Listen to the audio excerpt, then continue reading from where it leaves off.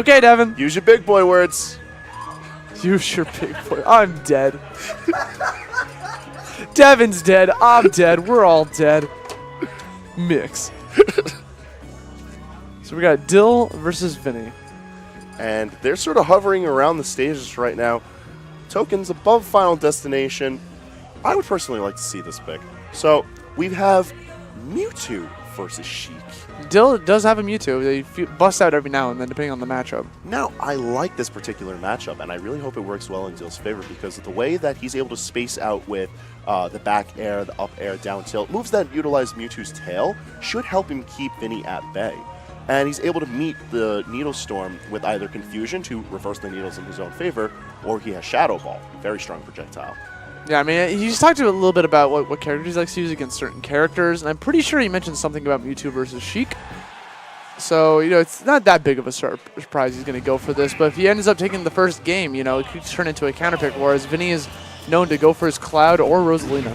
We could be seeing a lot of characters within this set, but we're seeing Game 1 Final Destination between Vinnie, Sheik, and Dill's Mewtwo, and right off the bat, Vinnie getting a good amount of damage out on Dill. And it's only a best 2 of 3, so I don't have too many games to play with, unfortunately. The pressure's on between these two, and you know, both of these players looking like they could take XenoSaga 7 at this rate. Vinnie the expected win, but Dill performing very well today. Meanwhile, we got Angel Cortez, you know, sitting in Grand. So whoever wins this, he has to go on to fight John, and the winner of that has to go on to take 2 sets off of Angel. So it's not going to be any walk in the park. Vinnie immediately going for the neutral and a bouncing fish, almost taking away the stock. And actually it did, because he just couldn't get back onto the stage. Did not have enough momentum, wasn't able to use Confusion, used his jump early, and it was just too late for Dill to come back on, and only having 24% on Vinnie. Vinnie kind of might be forcing Dill to rethink his character pick here against Dill, against Vinnie, because this is just looking like a wash a little bit, man. This man's only applied 24% against him. He's just running back and forth. Dill's struggling to just win the neutral against him, throwing out these desperate neutral airs in order to try to get some combos going. Managed to land a down tilt in order to get a little forward air action, but it wasn't enough to get too much. I like these dash attacks that Dill is putting out to try and force Vinnie off stage so he can try and rack up the damage, but Vinnie's just too quick to it, and he's already able to DI out, just sort of eats a bit of the damage to make sure he doesn't lose the stage control. A lot of that macro game mindset, making sure that, yeah, he might take a little bit of the damage here, but if he maintains the stage control, he'll at least break even or go plus on the damage that builds up over time. Yeah, Dill trying to force his way with that up air, but spamming the air dodge in order to get back down on the ground. Mewtwo having a pretty good air dodge. See him trying to bait out an option coming from Vinnie by going for that empty short hop, trying to force him in order to hey, I might go for a downer, psych, come back onto the stage, but you know, Vinnie calls him out. Goes for the bouncing fish. Dill right now doing a very good job of maintaining stage control. He's winning out in the neutral, and just like I mentioned earlier, it's that down tilt that's letting him break through Vinnie's defenses. Oh, and Dill just held on to that forward smash a little bit too long, and Vinnie's going to take it for all it's worth and sends him up to the top with a dominating 2-stock. Yeah, Dill shaking his head a little bit at the end over there. He knew that forward smash wasn't the right option, and Vinnie not looking too concerned with that win. He's just sort of feeling himself right now, looking like he's... Another day at the office, man. Yup. I know when you're a player of Vinnie's caliber, just taking on skilled players like Dill just sort of comes with the territory of being as skilled as you are. Dill not having too much urgency here as he's just, thinking his character counter pick. You know it's definitely going through his mind because his Mewtwo did not work out whatsoever against Vinnie. He's thinking about he could possibly go to back to Sheik and go try to challenge him with the Sheik Dittos. That probably won't work too hot. He's got Diddy Kong on deck. He's opting to go for the Diddy Kong. This is what we originally thought that he was going to start off with. Right. But he's switching again. You know, he's second-guessing himself. This is a terrible situation to find yourself is when you are second-guessing what character you want to play. Because if you don't, feel 100% confident with the character that you choose against them, then you start thinking, what if I went this character? What if I went that character? Things could have been so different. You can't have that mentality, unfortunately. Right, and it's going into Game 2 like that is just going to hurt him so strong, but he is opting to go for the Diddy Kong, and I feel like this is a much smarter pick than his Mewtwo just because Diddy's able to match a lot of what she can do. They're able to move around so freely, put out so many options so quickly that a lot of the speed that Vinnie threatens with is just matched. So it's not that big of an effort. And right off the bat, we see Dill getting first blood. Very simple percentage. Diddy Kong already doing a lot more work than his Mewtwo ever thought he could do. Going for mainly for the grabs and the down airs actions.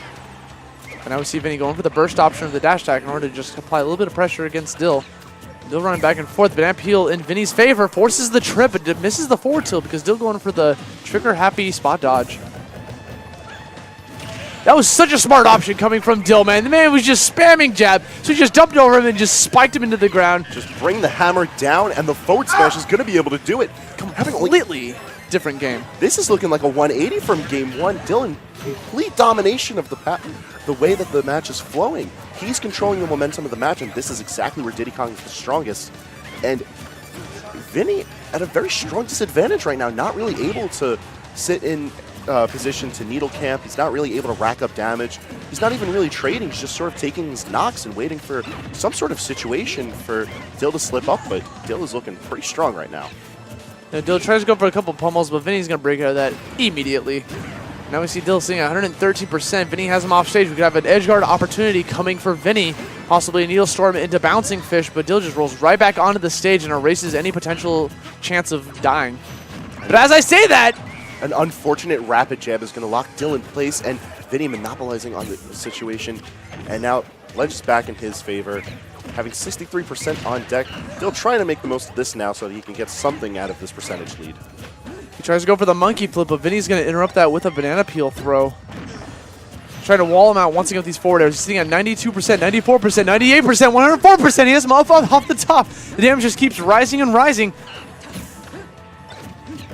But now, Vinnie trying to slow down the pace here, trying to apply more pressure against Dill. But Dill just spamming spot dodge. What is going on? The man just spammed down tilt, just trying to guess, continuing to apply more pressure with all these relentless attacks against Dill.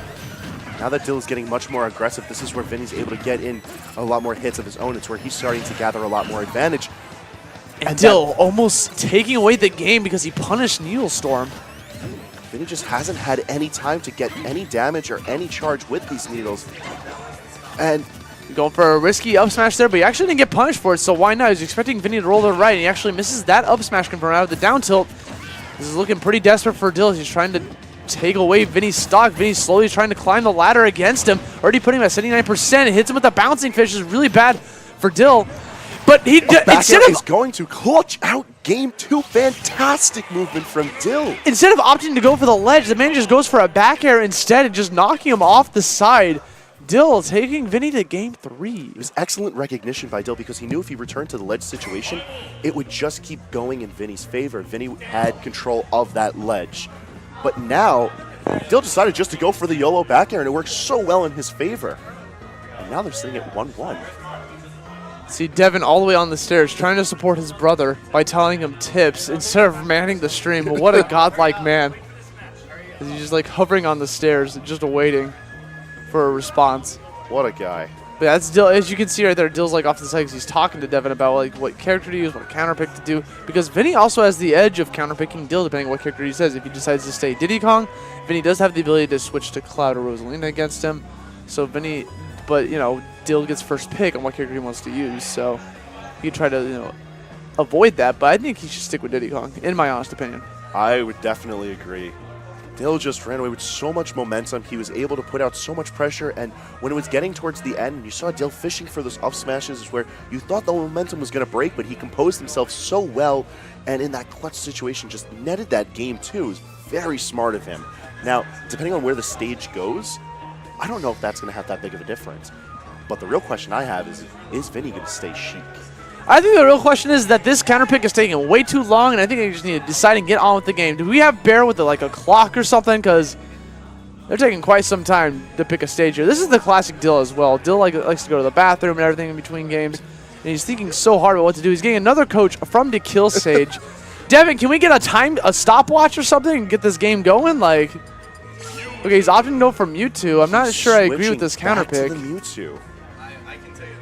Now, Devin's going to tell us on the mic what he told Dill. So this is the situation.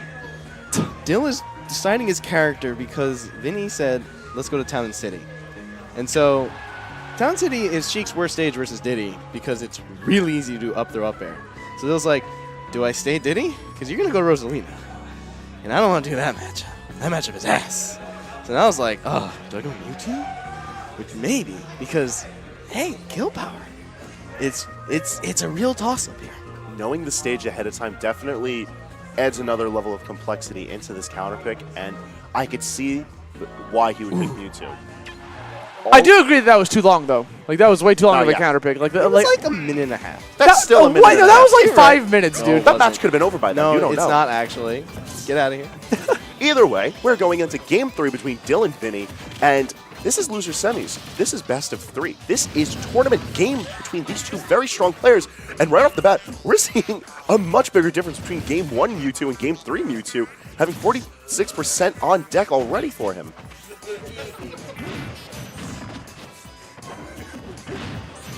And Vinnie, once again, finding himself in the comfortable position that we've seen him in all day, forcing the ledge situation, racking up the damage, and just gaining so much control off of it. He's going so far in with this damage, and Dill finally able to answer back.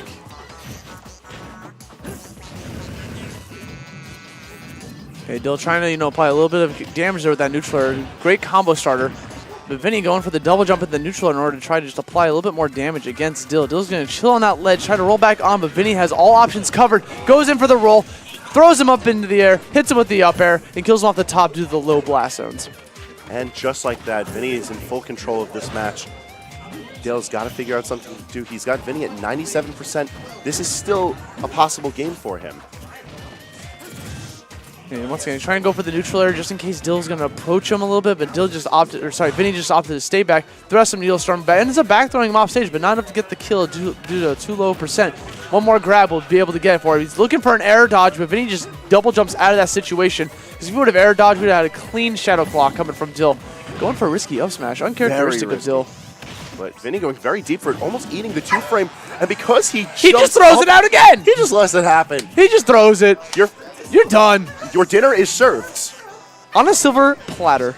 And now, with only 48% on deck, this is looking like a very realistic win for Dill right now. And everyone in the venue is starting to crowd around the screen in order to watch this, because this will be a big win for Dill if he manages to take this away from Vinnie. Vinnie getting 4th place out of Xeno would be unheard of. But now we see Dill chill back, throw a lot of Shadow Balls. He has a big ladder to climb because Vinnie already has him at 75%. This is looking pretty much over for him. He continues to continue this pressure.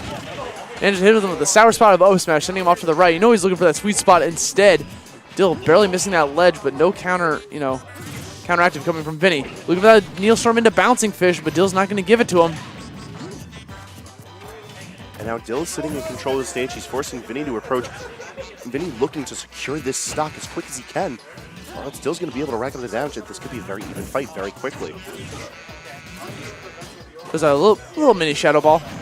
But you know what? He catches Dill going back onto the ledge, going for the double jump, hits him with the Bouncing Fish, and Vinnie will take this 2-1 over Dill. A very close game. Very strong performance from Dill. Yeah, the man almost taking a set off of Vinnie. Would have been a very good record to have on his resume. But now Vinnie's going to move on to play against John Numbers, the man who actually sent him to losers in the first place here in Losers Finals in a best 3 of 5 set. And now this is